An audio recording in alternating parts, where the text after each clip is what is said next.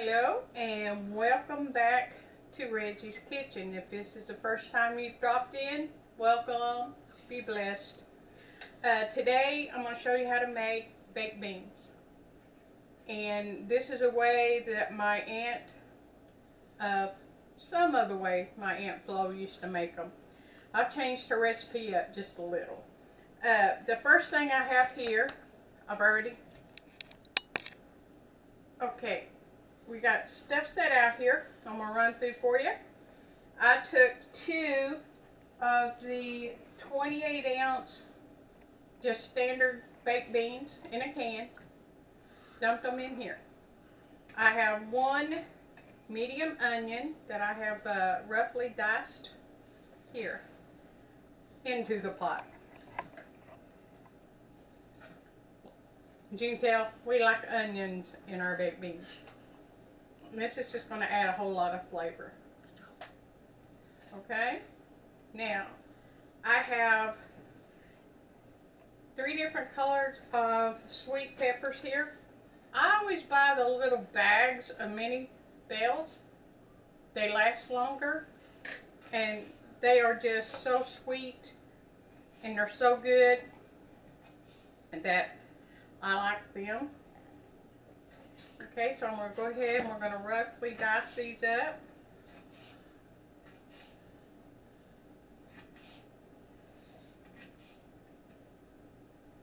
And I hope everybody's having a good day. Here in South Texas, it is hot today. So, we're going to stay in as much as possible out of all that sun. Okay, so we're just going to dice these up.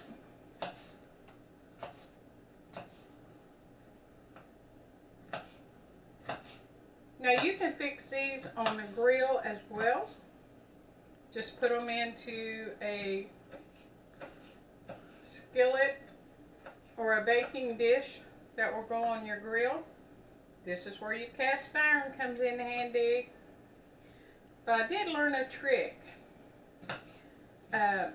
Whatever pan you use, grease that pan before you put your beans in, and that will help with cleanup. Of course, you've always got the aluminum throwaway pans like I use, and that saves on your cleanup. So I had, and this, your onions and your peppers, do it to taste. My aunt never put peppers in hers. She just put the onions and the bacon, stuff like that. I personally like the peppers. Okay, now we're going to get the bacon. This is a 1/2 pound of bacon stripped, and just cut it up.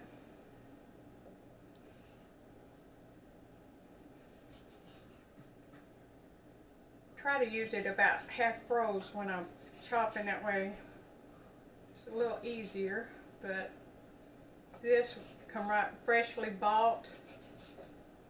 So, no big deal. We may do, right? Okay. So we're going to put that in a pan. Now you can do your beans, like I said, on the grill, in the oven. It's up to you. Alright, so I have about 1/4 cup of tomato ketchup.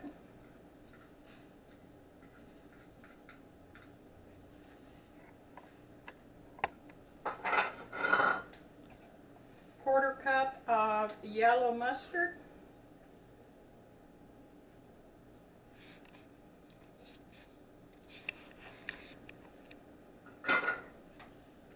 And let me get the ketchup off my hand. And the bacon grease. Okay. I have 1/2 cup of brown sugar, dark brown.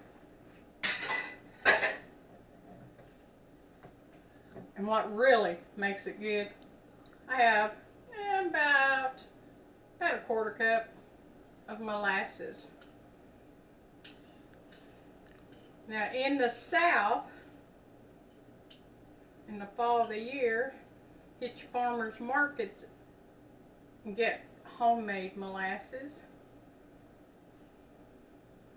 I know Western Kentucky used to be a big farm over there in Nancy, Kentucky. Had the best molasses.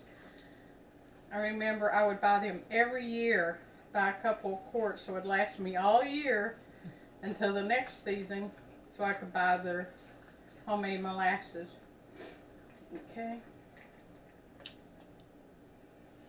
And on my Uncle Tom Sawyer's, he made molasses one year. I remember just being a kid, we went up and he had the operation set up on showing us how to make molasses and everything. And yes, I'm going to tell my age a little bit.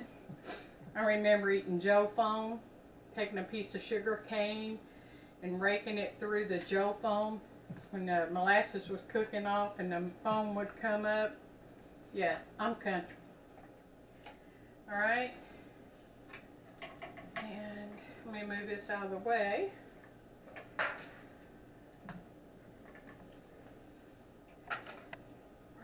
let me pour these in there.